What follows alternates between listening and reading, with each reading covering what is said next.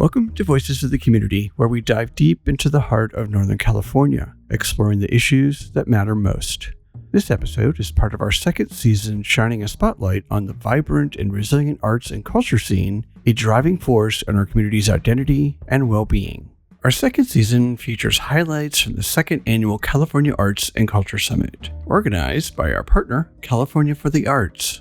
This year's theme, Artwork is Real Work, underscores the vital role artists play in our economy and well-being, despite often lacking the support they need. We'll hear from leading voices on topics like arts and health, economic justice, climate change, youth engagement, and more, all with a focus on the public policies needed to support our creative industries.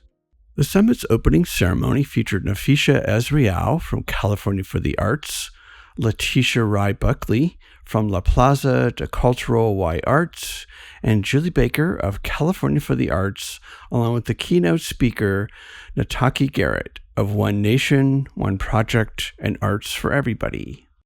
Let's give it up one more time for Ms. C and Studio C Arts and Entertainment. My name is Nefesha Yisra'el. I'm the Director of Programs with California for the Arts, and welcome to our second annual Arts and Culture Summit. And I'm going to share one really short thing, and then we're going to have our land acknowledgement. I'm a poet, and I just wrote a short thing. We each live many lives, unique, beautiful, painful, and incredibly meaningful lives. And if we are lucky enough, we get to live many lives in this one life we are given. We share this moment of our lives as a gift, one that we must acknowledge, embrace, and remember. In this moment, we must remember the humanity in the next person, the person next to us, across from us, behind us, and in front of us. We are here to grow and develop a world that we can be proud to say is one that we helped formulate. As we go through this day, let us remember the humanity that surrounds us, the humanity that we each so diligently pour into and serve with a voracious love. As we learn and share, I want to remember a quote by one of my life guides, Maya Angelou. When you learn, teach. When you get, give. Next up is Leticia Rhi Buckley, and she will be giving our land acknowledgement. Thank you. Good morning. Good morning. Good morning. That music took me back to high school, but then my glasses brought me back to my 50s. So don't mind me. Good morning, everybody. Buenos dias. No. We got to do that one more time. Good morning. Oh, I like it. It is so wonderful to be here to see so many friends, familiar faces, colleagues. I hope you're ready for one amazing day. You didn't know that was a question. All right. Welcome to Sacramento. The history of the Sacramento area and the people is rich in heritage, culture, and tradition. This area was and still is the tribal land of the Nisenan people. Sacramento was a gathering place for many local tribes who have lived throughout the Central Valley and the foothills for generations and were the original stewards of this land.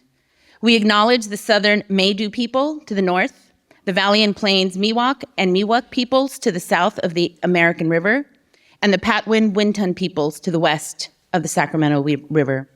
We also honor the Wilton Rancheria, the only federally recognized tribe in Sacramento County.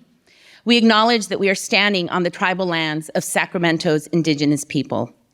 We acknowledge people of African descent brought to this country and indigenous land, whose labor and bodies have been and still are exploited and brutalized.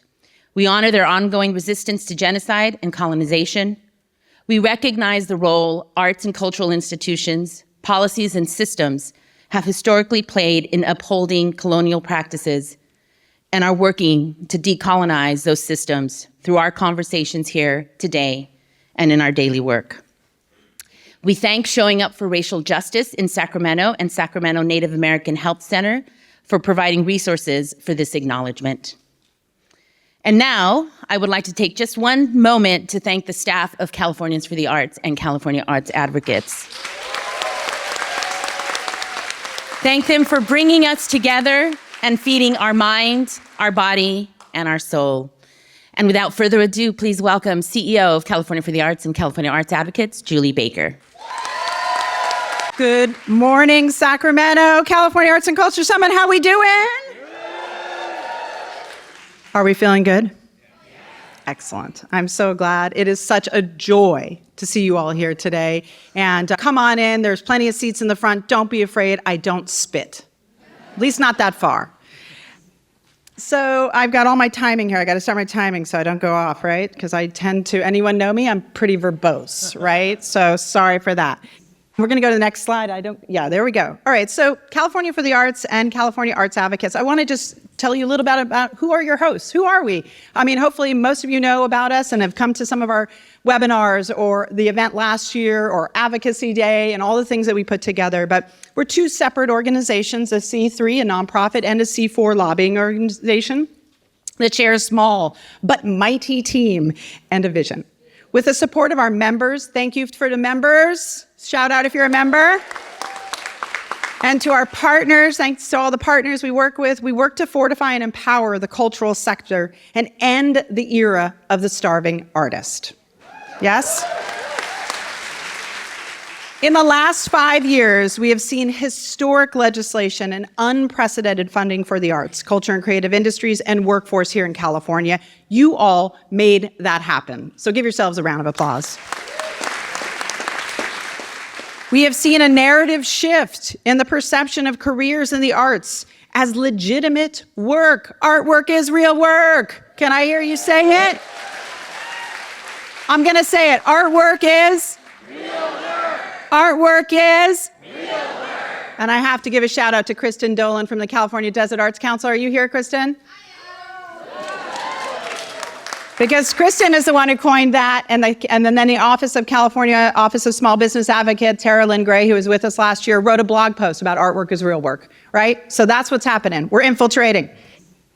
So it's legitimate work and the creative industries as critical to California's economy. This is the narrative shift that you are all engaged in and the essential role artists play in responding to civic issues and infrastructural innovation.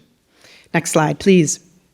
I do have to just acknowledge this team that is really working incredibly hard with dedication and passion to bring this work to reality, right?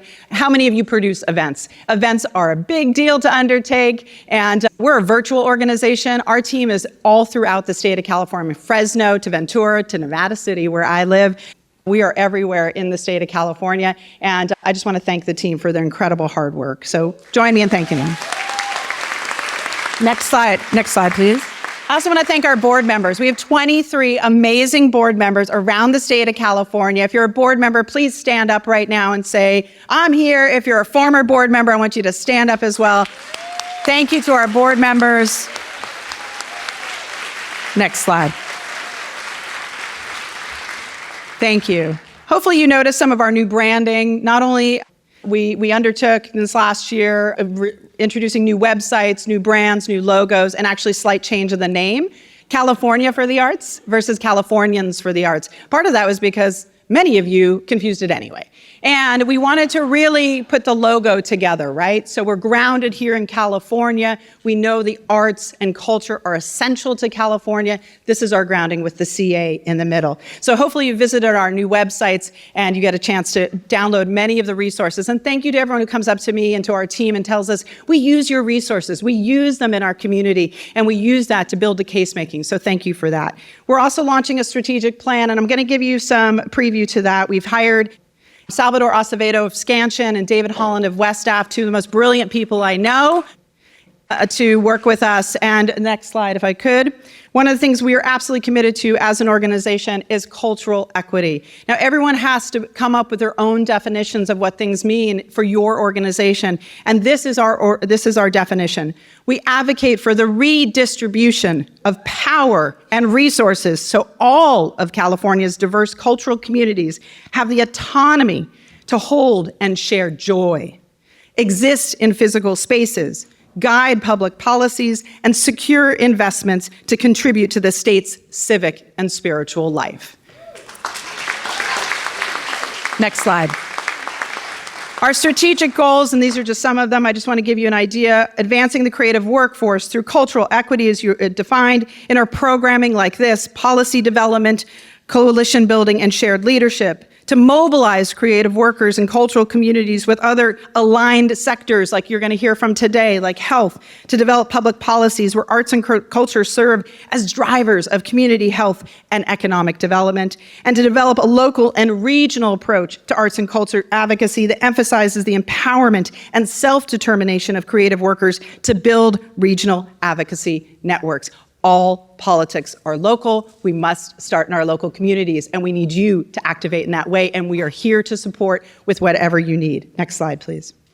I just want to give you a little bit of a case study. One of the things that we worked on, and many people in this room worked on this, because this is the dance. Grassroots and grass tops advocacy. We work together, right? We have a lobbyist, we have a lobbying organization, and then we have advocates all over the state. And one of the things, as many of you know, we're in a performing arts center right now. The performing arts have really had a terrible, hard time, right? Between employment law changes, such as AB 5, from COVID impact into audiences changing and the behavior is changing, we've seen a decline in opportunities for our performing arts centers to survive and thrive. And so we, along with Arts for LA, who's in the house, and Civil Economics, who we commissioned to do the study, and Actors Equity, who I think is in the house, and the Theater Producers League of Southern California in the house. We all work together to put together some case making and some data, right? You got to start with data. How many of you understand we got to start with the data? But data enough is not enough. We got to bring our storytelling, our incredible storytelling. This is what you all do for a living. Take the data, build the story, right? That's what we need to do. So I don't need to read this. You all know what's happened in the last several years for the performing arts. Next slide. So we do the data, we do the case making, we do the rallies. You had incredible amount of grassroots advocates throughout the state of California leading a coalition for SB 1116. SB 1116 was authored by Senator Anthony Portantino, who we are going to celebrate tomorrow at Arts Advocacy Day. And it's a way to help those organizations, small nonprofit performing arts organizations, with their payroll costs, because this is what's really increased, not alone production costs and all the other things, but due to employment law change. Now, let me just say this. Many people said, why aren't we getting exempt from AB 5? And I'll tell you this. We want art workers to thrive in California. They need to be paid a living wage. We should not be fighting.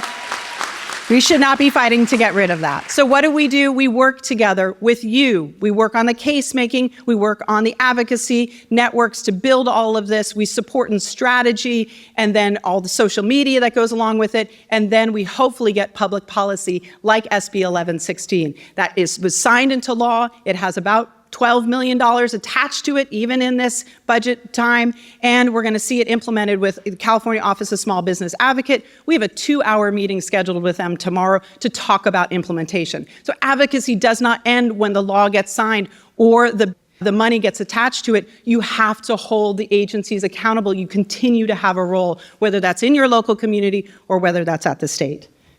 That's our case study, and for those who are involved in it, thank you. And raise your hand if you were involved in the SB 1116 coalition. Anyone signed a letter for it, you were a part of this, thank you. Next slide. Part of our work too is that we also do research ourselves. So some of you, 1,600 of you actually responded to a survey we did the first quarter of this year. Thank you for that.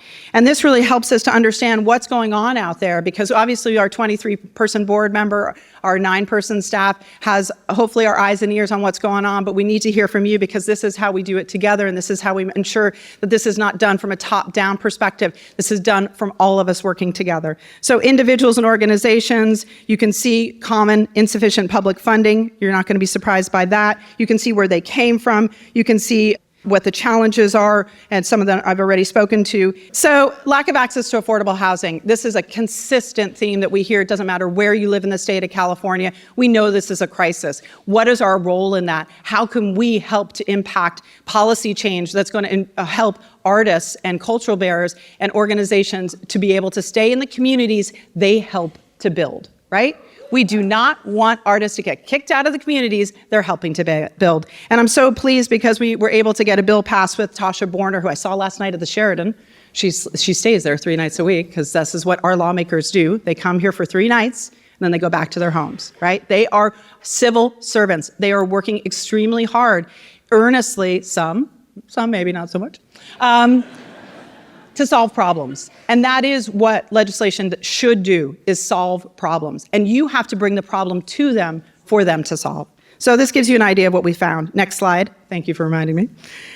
What are our policy priorities coming out of this then? So 82% of you that took the survey said you would advocate for increased funding for the CAC, the State Arts Agency. Thank you, because I'm going to show you a slide why that's important. You also said you would diversify and increase sources of state funding for the arts through cross-sector initiatives. That means, like, let's talk about arts and health. Let's talk about arts and small business. Let's talk about arts and transportation. Let's talk about arts and housing. Let's talk about arts and ending poverty. Let's talk about arts and youth. All of the ways that we know you're making an impact, we should be invested in, paid for that work, and we should be celebrated for what we do. Yes. Increase access to affordable housing in our workspaces, as we talked about, and to social safety nets for the self-employed. We still have people who are self-employed, right? We got 1099 workers in our industry, a lot of them. What are we doing to make sure that in between gigs, they are surviving? What are we doing? Nothing yet, but we're going to change that, right? Next slide. Top motivations to participate in advocacy ranked in order. This is from you. When a trusted colleague, friends ask me to advocate, I show up. Does that feel true for you? The policy change directly impacts my work or livelihood. The issue educates policymakers on the value of the arts, even if it doesn't directly impact me, which I love. Thank you for that, right? Because we cannot just be thinking about ourselves. We need to think about collective impact. We need to think about each other. We have to care for each other in this moment in time. And participating makes me feel like I'm building a movement. Yes, we are. And 77% of you are likely to take action in some form of advocacy. Next slide.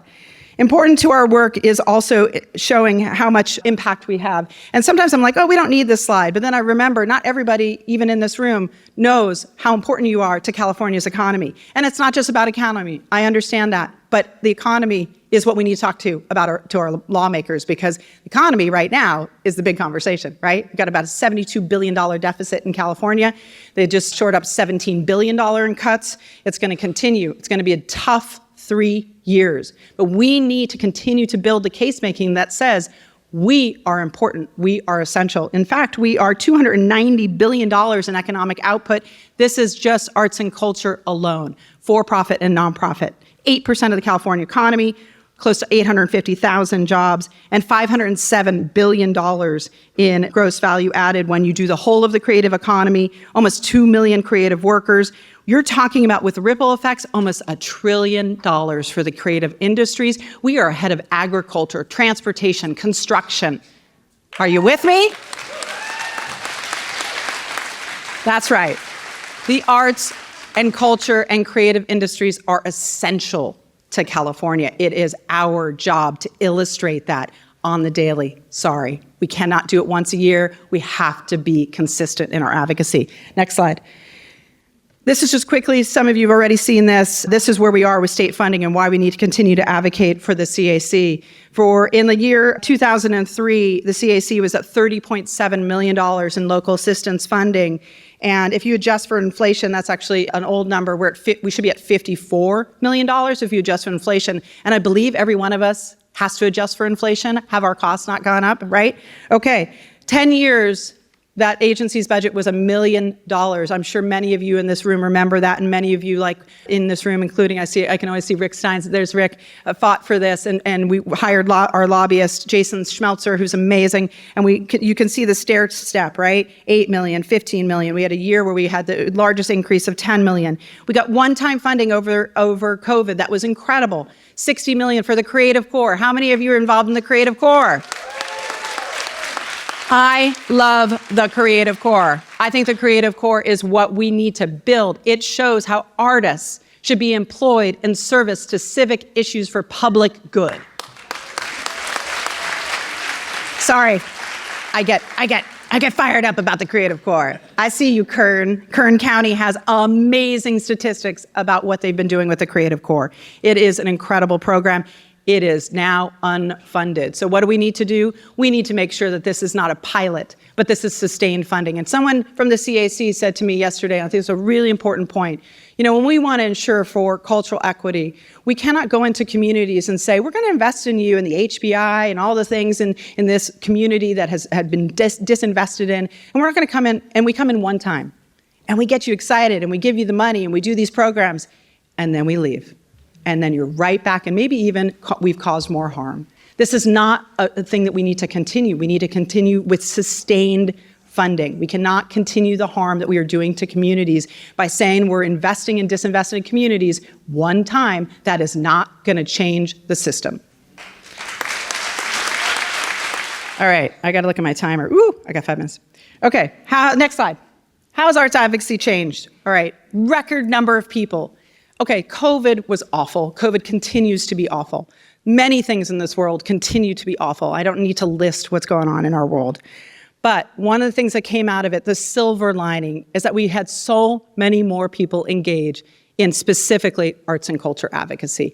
You have stepped up, and we have seen that if we mobilize and we build these new coalitions, we work very closely with for-profit organizations that represent independent venues like NIVA, National Independent Venues Association. We work with Cal nonprofits. We work with all these different organizations. California Association of Museums is in the house, and Association of California Symphony Orchestras. And there's all these people all around the state and the United States working to really change how our arts and culture are perceived in our public policies. And so that's what's happening now. And it's incredibly exciting to see. So we need to continue that, though. We cannot just engage when it's urgent.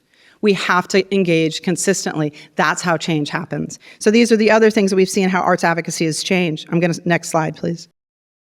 The other thing is that, I think I've talked about this, I said it at the top of my conversation, is really, for so long we've come to talk to policymakers and we're like, you don't invest in us enough. We're under invested in, right? Well, what sector doesn't think that, right? So that's not a compelling argument. We can't come with our hand out. We can't say we need your help. We need to walk in and say, we got you. We are part of the solution, and you have underutilized this workforce for far too long. And stop taking advantage of us and use us when you need us, right? When they're saying, "Oh, can you come?" And this is my friend Brandon from Actors Equity always says this. Artists are always asked, "Can you do it for exposure?" You'll do it for exposure, right?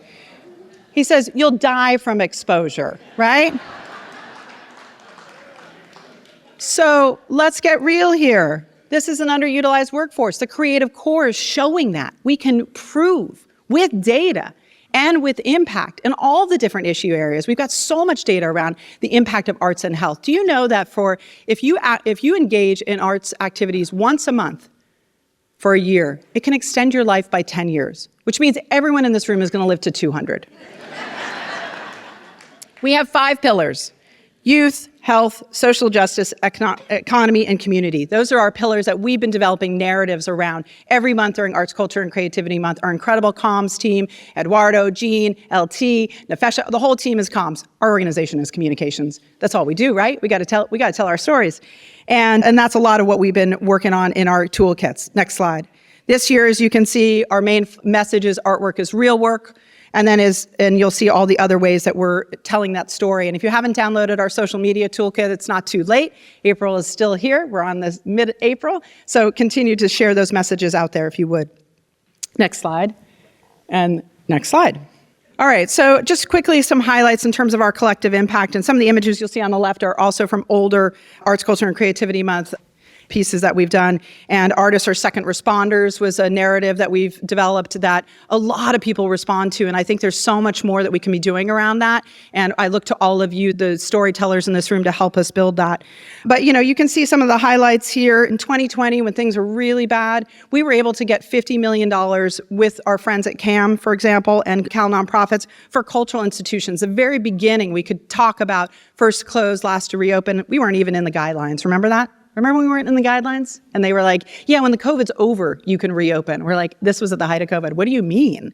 So we organized a task force. We had 50 people in our task force from top to bottom in the state of California. We were able to meet directly with the Governor's Office of Business and Economic Development, the Department of Public Health, and we were able to say, you know, arts organizations and arts workers actually take care of people, right?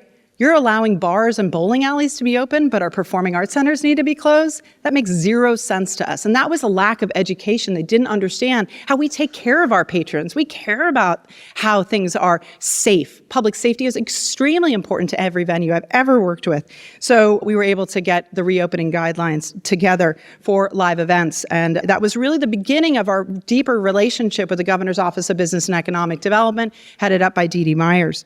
Back in 2021, again, historic relief funding, and the California Creative Workforce Act, which established that the creative workforce development is a state priority. So that's a pretty cool thing. Next slide.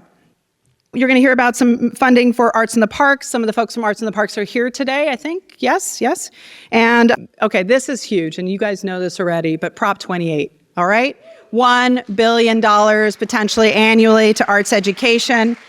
And yes, we know it's not perfect yet. And that is why we have accountability advocacy. And that is why our partners at Create California, who are here, are working to make sure that it is not supplanting, but supplementing in your communities for arts education funding.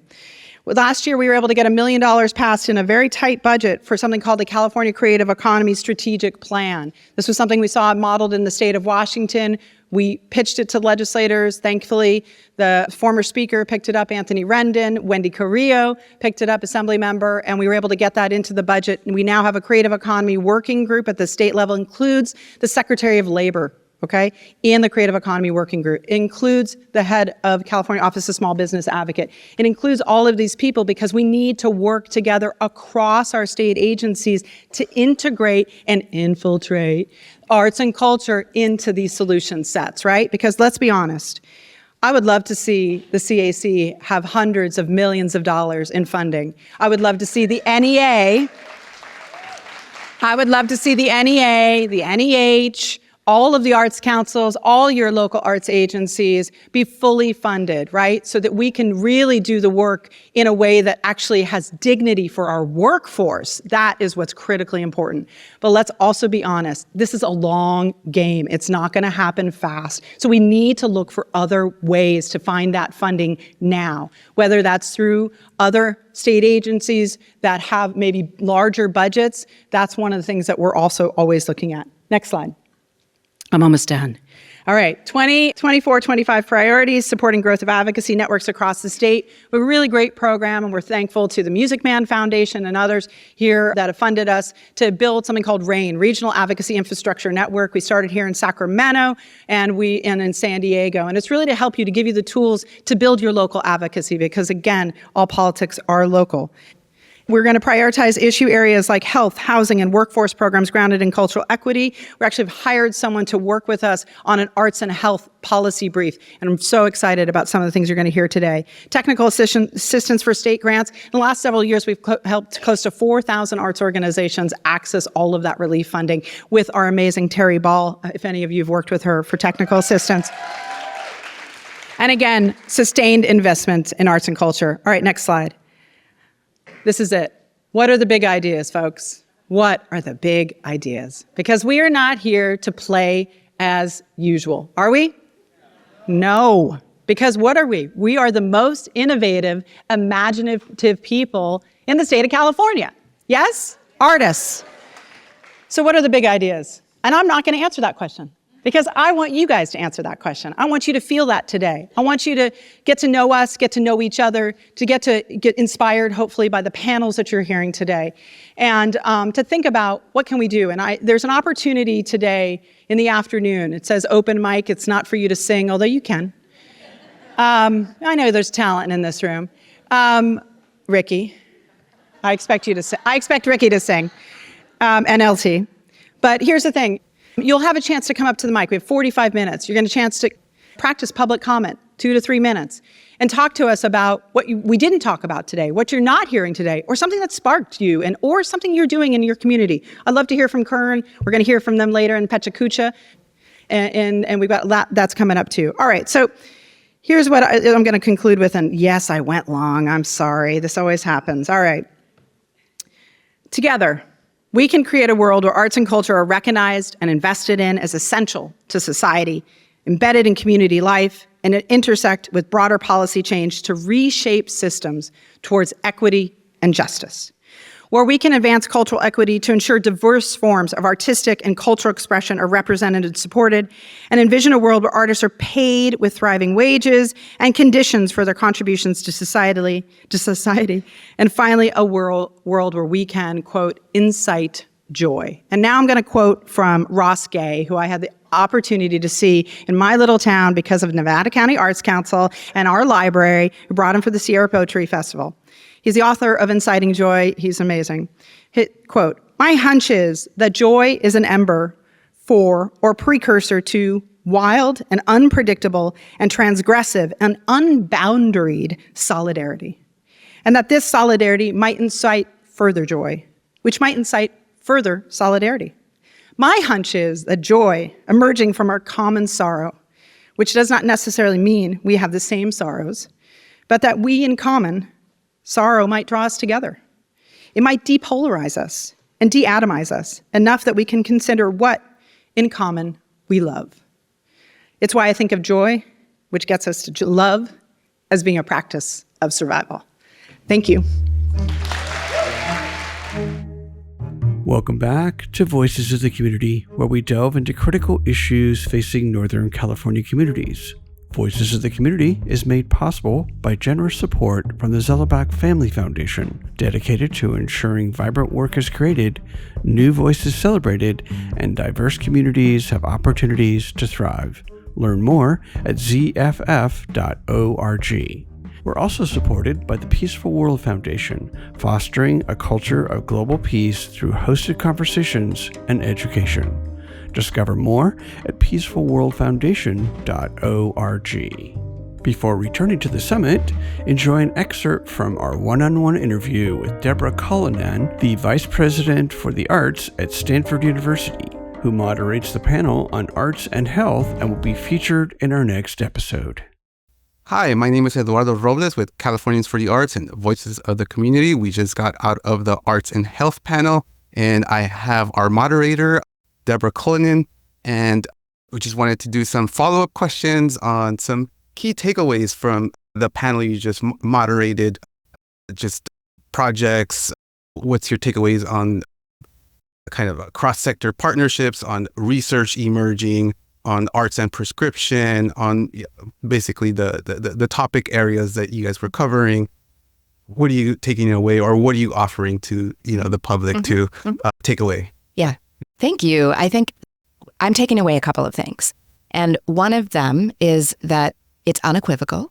We know that art and creativity in our lives, early, often, and always, is good for us. 2, we can integrate art and creativity into the systems and structures that make up our lives. And in the case here, into healthcare systems. We can do it. And I think the third is just try. Like, my message to people is, if you can find a few people on your college campus, in your community college system, in your local community center that believe that being able to prescribe art and creativity to people will help advance their health outcomes, help them to be happy and healthy, then find a way to create a system and test it. Gather the evidence and then tell the story of impact. I think the last thing that I would say is this work is really about systems change and integrating into systems or creating new ones. It's about being bold enough to believe that we can, because these are our systems, they are our institutions, and they need to be designed by us and made for us and for the communities that they serve. And we can integrate into those systems, but it is culture changing work. It is changing your heart and your mind and engaging you in a way that will help us to change the system, right? So the last thing I will say is I think this panel painted such a beautiful picture of what the future can be. A picture that is about creativity and health and well-being, and people everywhere, no matter what, who want to be here and are engaged in all of the ways that human beings should be engaged. Thank you so much, Deborah, for your key takeaways. Joining our roaming reporter Eduardo Robles from the California Arts and Culture Summit is Liz Luke, the Executive Director of Living Jazz. Liz leads an organization dedicated to enriching lives through the power of jazz music, education, and community. Stay tuned to hear her insights on the transformative role of arts in our society. We're here at the California Arts and Culture Summit, and I have with me Liz Luke, Executive Director of Living Jazz. and also a board member of Californians for the Arts. Very proud board member. It's a great board. Yeah, so today, we're celebrating Arts, Culture, and Creativity Month this April. The theme is Artwork is Real Work. The summit revolved around the theme Artwork is Real Work. What were you most inspired by that theme? I was really inspired by the talks around how art impacts wellness, social wellness. We work with a lot of youth for my job, and we've just seen so many issues. Like, for example, the amount of prescriptions our nurse has to deal with doubled after the pandemic. And we have a lot of kids who are facing depression and mental health issues, and we get calls from the parents saying, we're sending your child to your camp. Can you please help? And the arts is healing. We really do heal and transform their lives. So great to hear more about that from others. Yeah, we're seeing like different models of how, art and culture is being, deployed for solutions. How do you feel being part of this movement? You have a youth focus, but is there, are you inspired, to take home any of these strategies? Oh yeah, I was writing notes in my journal all day. I got a million ideas to take back to my team. It was just real great. It's inspiring to get people from all over the state of California and hearing different interpretations, and no one has all of the knowledge, so you just pick up little nuggets and you take it home, and that's the point of these conferences, right? Take home those knowledge, those learnings, those kernels, and bring it back and put it into your own little community and system. So what's the importance of a summit like this? I think it's really important to get all of the power, all of the community, all of the resources in one space. Everything just happens so much faster. Partnerships happen, resources are redistributed, ideas are shared, and it just expedites the timeline a bit more. Thank you so much, Liz, for taking the time to let us know how our work is real work. And our work is real work, that's right. Thank you so much. Let's rejoin the summit's opening ceremony and hear from keynote speaker Nataki Garrett, who champions artists, especially those from marginalized communities, and advocates for structural changes in arts organizations to better support artists' financial security and creative endeavors. All right. Am I ready for our keynote? It's my pleasure to introduce Nataki Garrett. Nataki is a changemaker, trailblazer, and is the CEO and executive director of The Ladder Approach, executive coaching, as well as the co-artistic director of One Nation, One Project. Are you familiar with that? It's so awesome. And is leading their national arts and health initiative, Arts for Everybody. In 2020, she co-founded the theater advocacy organization Professional Nonprofit Theater Coalition, a national coalition organized to help the theater industry advocate for the $15 billion shuttered venue operators grant of historically unprecedented funding from the federal government. Because why? Because we can do that. Nataki Garrett served as the executive and artistic director of the Oregon Shakespeare Festival and the acting artistic director of the Denver Center for the Performing Arts. Her vision is to support artists, to manifest innovation, to inspire creativity, and to ensure the future of performance by centering artists as thought leaders and change makers who transform culture. An accomplished director and producer of stage, film, Garrett created and produced Quills Fest, the first of its kind event intersecting XR and theater, as well as the Cymbeline Project. Garrett is executive producer of films You Go Girl and Ashland.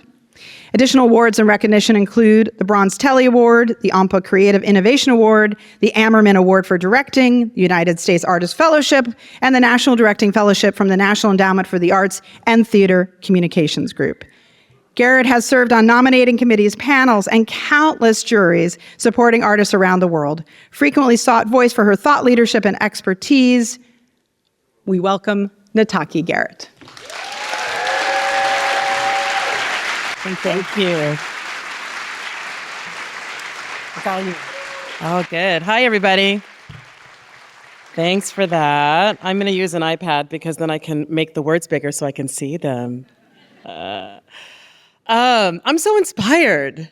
I mean, all of that really amazing information that was just shared. I'm just so inspired by the things that we do and all that we are as artists. So when I say artists, we kind of picture the starving, the struggling artist, the tortured artist. Even us artists don't like to admit when we're happy for fear that the universe will retaliate and we'll never be happy again. When I say happy artists, it sounds so strange to say it out loud. Like a spoiled dilettante with a trust fund who can't succeed in any other profession, someone who isn't serious about how to make a life in America, someone whose life fills the tabloids for our entertainment. And while I also loved watching the stories of music legends in Behind the Music, remember that remember? I'm clear that I relished in the fall more than the rise.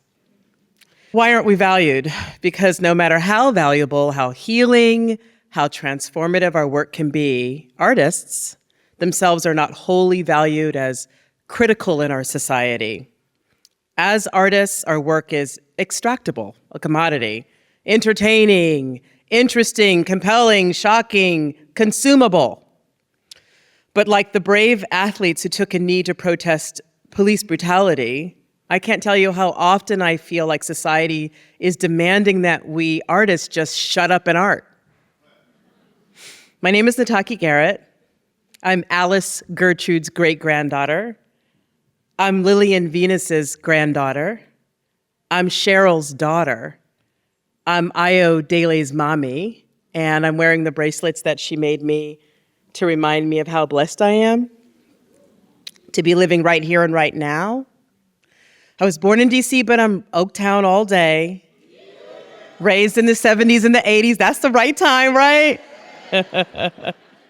I'm an artist and a leader who has gone through all the phases, from starving artist to trending, then I was canceled on Facebook, and everything in between. And I've dedicated my life to my profession, and I can tell you that working to center the people who make and create art isn't easy. It requires dismantling long-held misconceptions and perceptions about the role of artists in our systems of hierarchy. As the world continues to roll the clock back on women's rights and DEI gets spun into severe untruths like didn't earn it, what the hell is that? And as we allow grown-ups to make the rules that harm trans and non-binary people, especially children, we need to consider reframing the way we value artists in our society by considering the critical role artists play in our own personal lives and experiences. If we do, the world will benefit. So when I was 4 years old, my mother took me to see Swan Lake at the Kennedy Center in DC. She was an early childhood educator and just earned her master's degree. We didn't have a lot of money, but she was able to get tickets. We were so far away from the privilege of the orchestra seating. We sat high in the rafters, so far away from the stage. Our seats were basically on the other side of the Potomac. Now, I can't imagine bringing my 4-year-old daughter to the ballet because, she's crazy. And I don't remember the looks from the patrons who were afraid that I'd be loud or fidgety, but I remember watching those little dots on stage swirling around. And I remember feeling like I was swirling with them. I was riveted. Even as a young child, I could feel the energy and the power of that art. And the next day, of course, I begged my mother to let me take lessons, and that was the beginning of my performing arts career. You can draw a line connecting that pivotal experience from that point through my career to this moment we are in right now. The life-changing power of art swept me up and sent me on a lifelong journey. And in that moment, staring at little floating dots, I was transformed. Artwork is real work. Now more than ever, our society is in desperate need of transformation. We are suffering as we veil ourselves from the ravages of war and famine and genocide around the world.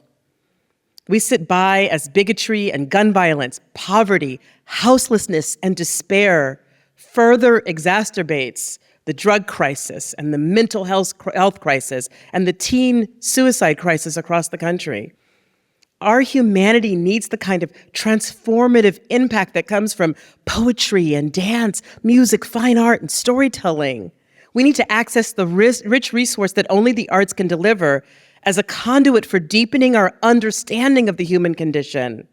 And we need artists to reconnect us to our ability to be empathetic and compassionate towards one another.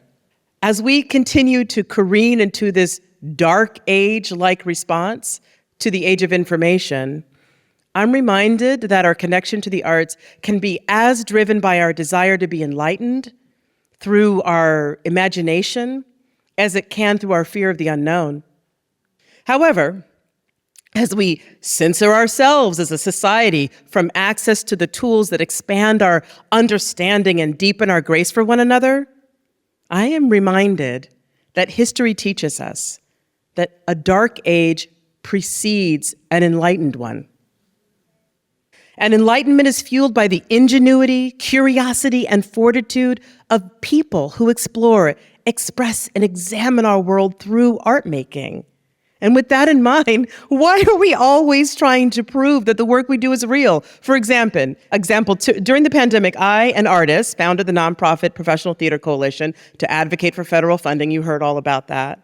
You know, the beginning of the work, we asked if we could procure funding to help support our artists who were connected to our theaters, and we were laughed at. One lobbyist said that the federal government would never give us money to give to artists. That's what unemployment is for. And it was laughable that we would want to even try. So why laughable? We were representing some of the most impactful arts organizations in the country. One would think that the primary purpose of an arts organization, especially one as well-resourced as my former organization once was, would be the very place that the federal government would rely on to provide funding for artists. After all, we were their primary employers. And why the cynicism? I believe it's because we don't live in a culture that sees the need to support artists. We regard arts making and practice as more a hobby than a profession. And yet hundreds of thousands of artists around this country drive so much of our economy. How can we continue viewing an industry that makes up more of our GDP than agriculture and mining combined as a luxury or a frivolity and a purview for the elite? There are more than 2.5 million arts and culture workers in this country, and yet we cut art programs in schools, even though we know that students who participate in arts education are more likely to go to college than to jail. Artwork is real work, and yet, in my experience as a freelance director, I have been exploited, underpaid, underestimated, undermined. My ideas extracted while the fruits of my labor undervalued. I was once asked in confirmation bias, you know, when somebody asks you the question they already know the answer to for themselves, if I believed it was normal for artists to have to wait weeks and weeks after starting the work to be paid. I once asked my finance office to create a system that paid the most vulnerable, lowest paid employee first and me, the artistic leader, last. And they told me it wasn't possible. And changing the system would be disastrous to the organization. Why? Even the systems we use to make our art were not created to support the work of the artist. During the pandemic, when every performing arts venue was mandated to close, artists, especially those of the global majority, were without financial security. Still, they came together to demand change during the so-called racial reckoning of 2020. And institutions across the country, across the arts sector, responded with statements and hirings and promises. And many of us, especially those who are amongst the most marginalized, knew that the promises were empty. We knew they didn't believe that the call for change was for the good of the entire industry, of the society. And while some of my colleagues across the country expressed fear that they would be outed for their bias and ambivalence, I and a handful of mostly BIPOC women and artistic leaders, BIPOC and women artistic leaders, focused on shifting our organizations from extraction to being intentional about the artist and their work. All of us had inherited legacy organizations with huge structural deficits. And now we were faced with saving them from sunsetting.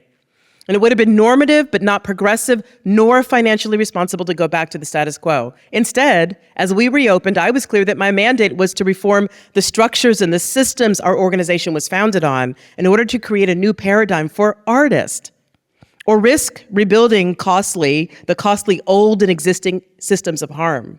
And you can imagine my surprise at the vitriolic response I received for shifting the focus of that 85-year-old institution to centering the artist. My life was threatened.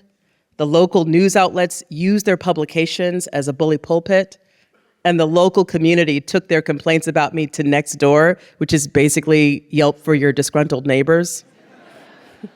I was lambasted for focusing on the artist, not for the art itself, but for the audacity to decenter the legacy audience and donors who were led to believe that they were the sole reason for the organization's existence.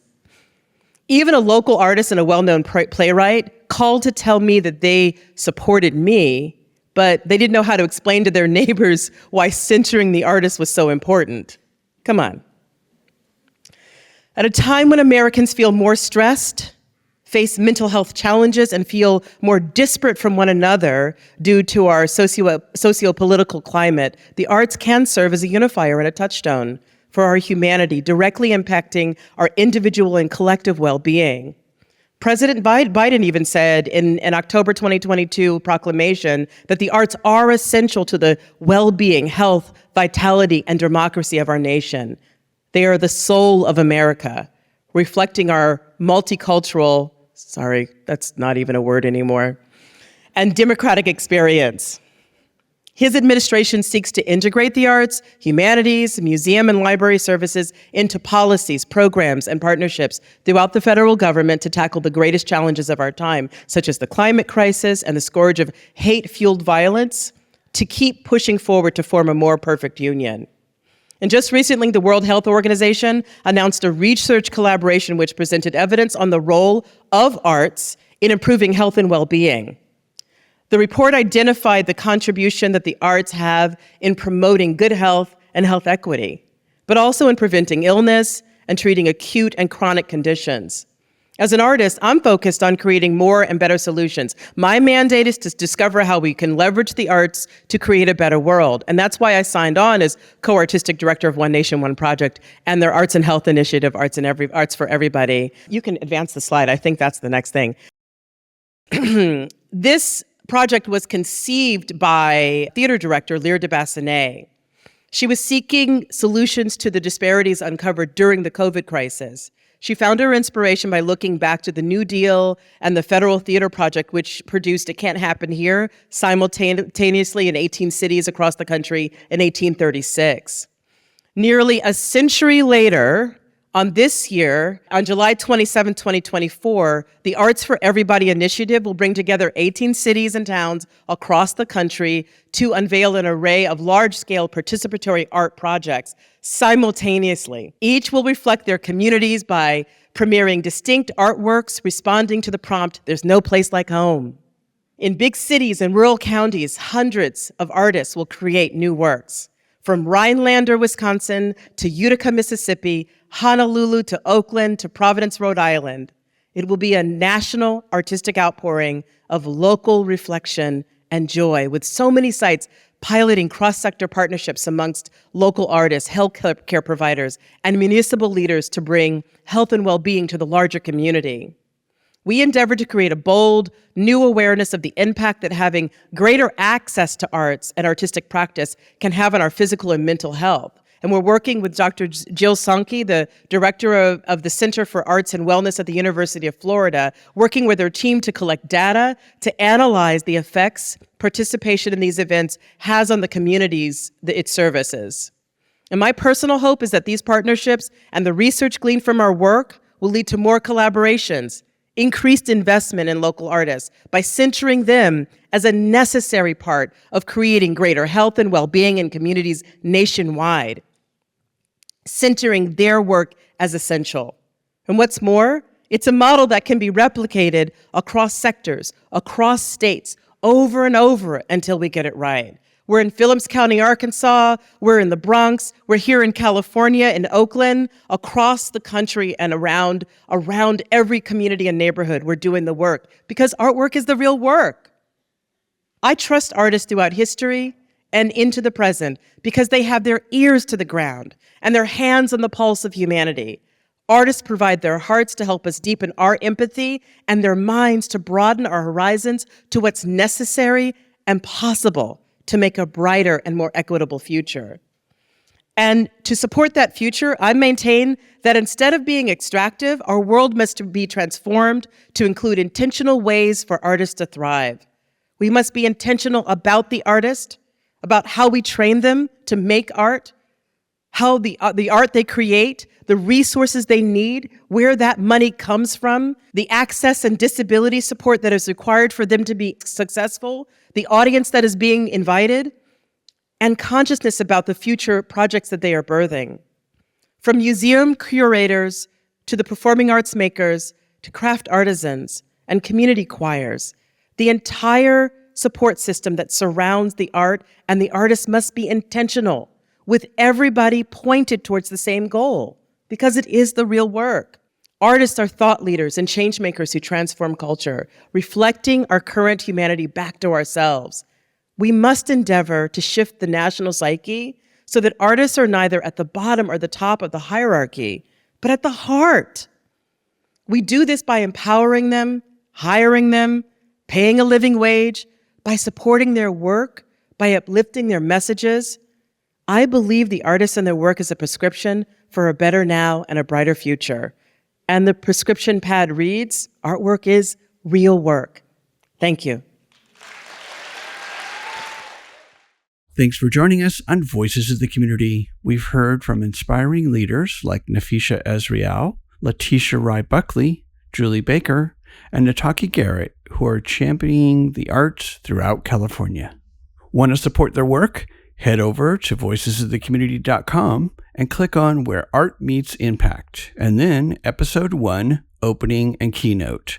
While you're there, explore our website for more in-depth interviews and stories from the Arts and Culture series. Sign up for our newsletter to stay connected, and then take the next step. Donate or volunteer to uplift our arts community and ensure its continued vibrancy. Today's episode was made possible through our co-production partnership with California for the Arts at their second annual California Arts and Culture Summit. Special thanks to our technical crew, audio and video wizard Eric Estrada, and our production partner Bayvac Media and their team, Paula Argoni, Andy Konami, Javon Giles, and Clay Go. Thanks to Casey Nance from Citron Studios for the graphics magic. A special thanks to our broadcast partners who help share these important conversations. KSFP LP-FM in San Francisco, KPCA LP-FM in Petaluma, Petaluma Community Public Access TV, and Bayvac Media's SF Commons Public Access TV. Thank you for your commitment to amplifying diverse voices and perspectives. Please support these partners and our mission by tuning in and spreading the word.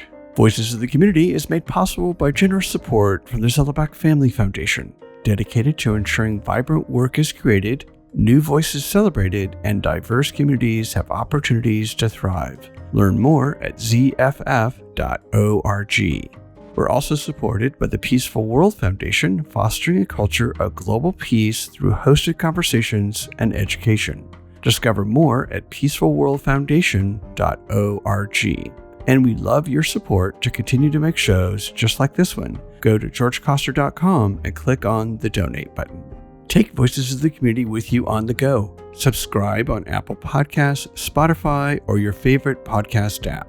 Enjoying the show? Please rate and review us. It helps more people discover these important stories. Watch past and future episodes on YouTube by searching for Geo Coster. Have feedback or ideas? We'd love to hear from you. Email george@georgecoster.com. I'm George Coster from San Francisco. On behalf of our team, thank you for joining us. Until next time, remember, your voice matters.